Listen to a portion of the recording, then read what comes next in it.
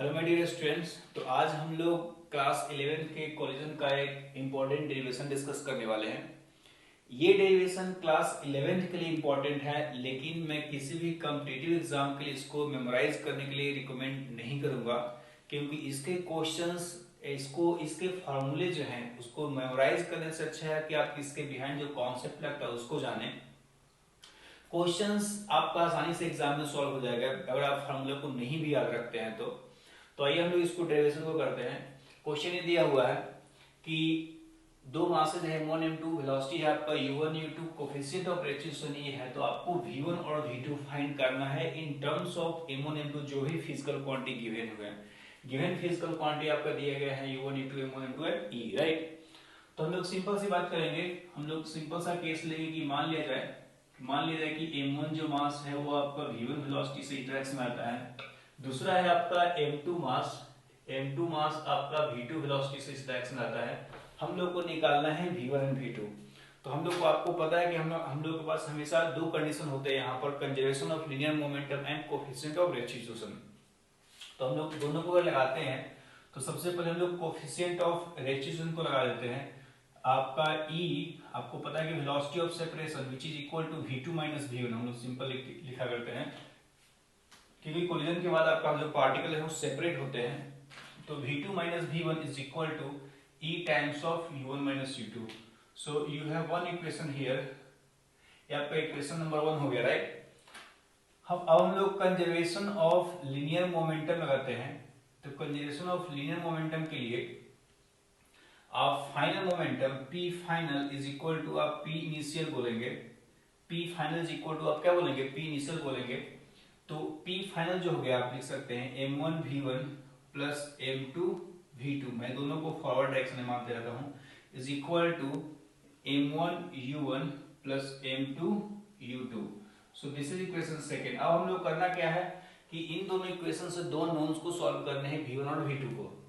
तो सॉल्व करने का आपको तरीका पता है। यहाँ पर मैं क्या करता हूँ कि आप सिंपली एक काम कीजिए, यहाँ से v2 का वैल्यू निकाल कर यहाँ पुट कर सकते हैं, सिंपल आसान सा होगा।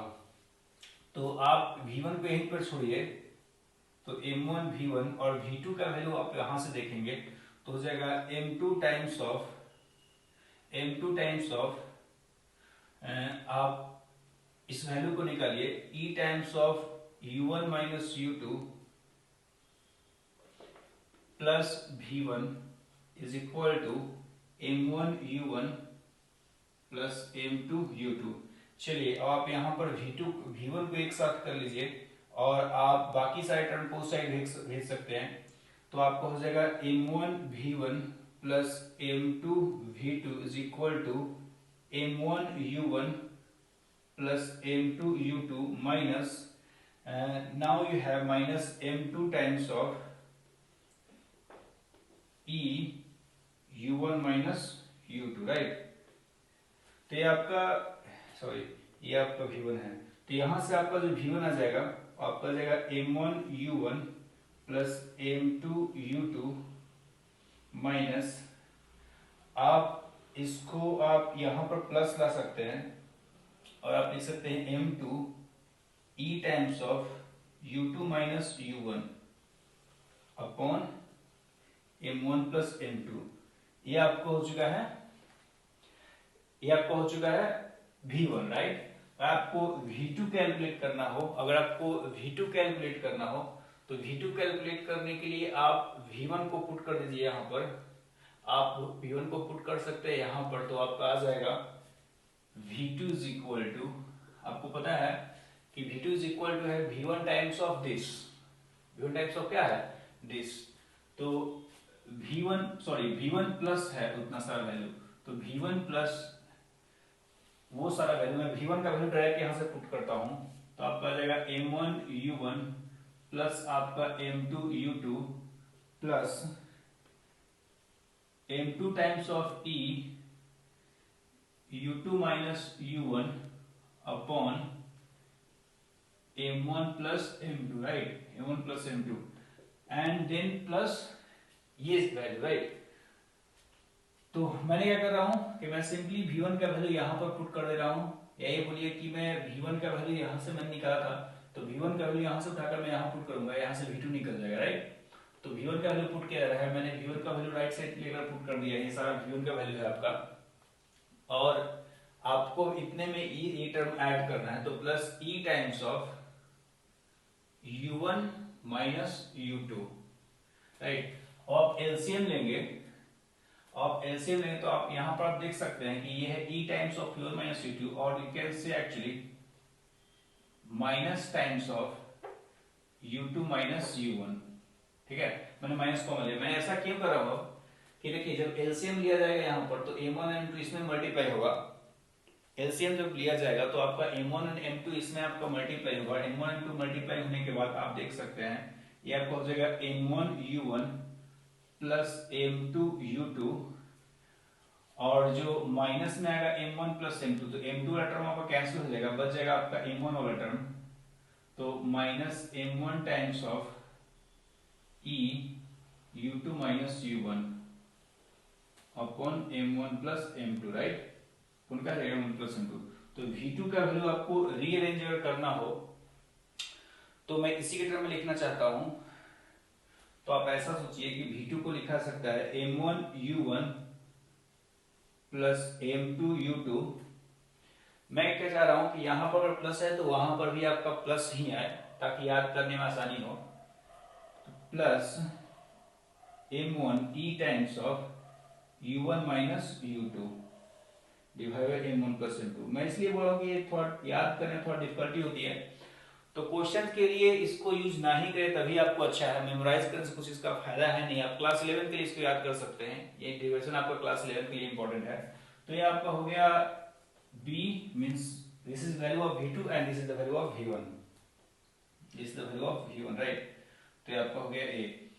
देखिए यहाँ पे एक इंपॉर्टेंट बात होती है कि इलास्टिक कोलिजन में अगर दोनों का मास इक्वल हो, अगर कोलिजन क्या हो आपका इलास्टिक हो, तो उस केस में हम लोग क्या बोलते हैं कि जो वेलोसिटी होते हैं पार्टिकल के एक्सचेंज हो जाते हैं, राइट। जो वेलोसिटी होते हैं पार्टिकल को एक्सचेंज होते हैं। मैं यहां से ही प्रूव कर सकता हूं, मैं M1 और M2 का वैल्यू इक्वल ले लिया करूंगा और E का वैल्यू आपका 1 ले लिया करूंगा, तो आपको यहां से भी आ जाएगा। आप V1 का आप चेक कर सकते हैं, case E is equal to 1 and M1 is equal to M2, right. E is equal to 1 and M1 is equal to M2। तो अगर आप ऐसा पुट करते, चलिए मैं इसको पुट करता हूं, M1 is equal to M, तो यहां से यहाँ पे आपका M1 MM हो गया, यहाँ पर आपका M हो चुका है, यहाँ भी M, यहाँ E is equal to 1 हो चुका है। तो आपका देखिए कैंसिल क्या होगा, यहाँ पर U1 और ये दोनों कैंसिल आउट हो जाएंगे, राइट। नीचे क्या बचेगा MU2 और यहाँ भी MU2, 2MU2 upon 2M, right. आप देख सकते हैं, याद रखिए कि M1 M2 सारे बराबर में कवर करके दिखाता हूँ। यहाँ पर ये भी ये हट चुका है, ये सारे जो टर्म है सारे के सारे बराबर है, तो M और M हो चुका है, राइट। तो अगर मैं ऐसा करता हूं तो मेरे पास आता क्या है कि ये जो टर्म है, आप शायद कॉपी कर चुके हैं यहाँ तक, तो ये जो टर्म है वो कैंसिल हो जाएगा और आप देख सकते हैं 2MU2 डिवाइड बाय 2M, सो आपका U2 हो जाएगा। तो V1 का वैल्यू U2 आ गया। उस तरीके से आप V2 का वैल्यू आप U1 फाइंड आउट करेंगे। आप यहाँ पर चेक कर सकते हैं कि यहाँ पर अगर मैं यहाँ फिर से बराबर लूँ, आप चेक कर सकते हैं, ठीक। तो यहाँ पर बोलूंगा कि V2 इज इक्वल टू, और you can say V1 is equal to U1, V1 is equal to U2 and V2 is equal to U1। मतलब पार्टिकल जो होते हैं इलास्टिक कोलिजन हो और मास इक्वल हो, इलास्टिक कोलिजन हो और मास इक्वल हो, तो पार्टिकल जो है अपना पोजीशन क्या करते हैं, इंटरचेंज कर लेते हैं, राइट। सॉरी, पार्टिकल जो है अपना वेलोसिटी जो है इंटरचेंज कर लेंगे, ये आपको याद रखना है, राइट। तो इसका केस को आप ध्यान रखिए। इसमें बहुत सारे केसेस आते हैं कि इसका ये मास अगर काफी ज्यादा हैवी हो, ये मास अगर काफी ज्यादा हैवी हो तो उस केस में क्या होगा, ये मास अगर काफी ज्यादा हैवी हो तब उस केस में क्या होगा। तो मैं इन सब के लिए मैं रिकमेंड नहीं करूंगा कि आप फार्मूला को याद रखें या केसेस को याद रखें। बहुत जगह लोग केसेस को याद करते हैं, यहाँ पर जरूरी नहीं है आपको याद करना, आप सिंपली याद रखें। जो मैंने इसके पहले वाला जो मैंने वीडियो दे रखा है उसमें आप देखिए